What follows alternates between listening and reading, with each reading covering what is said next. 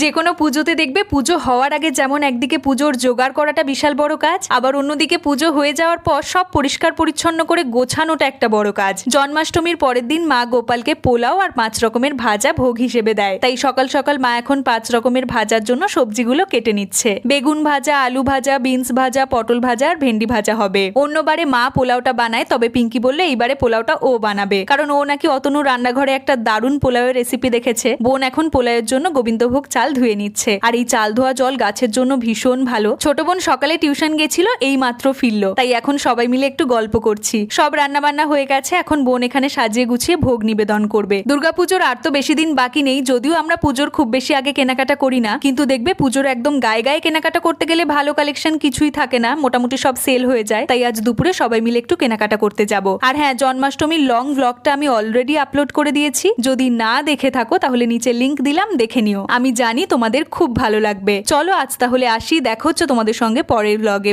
By.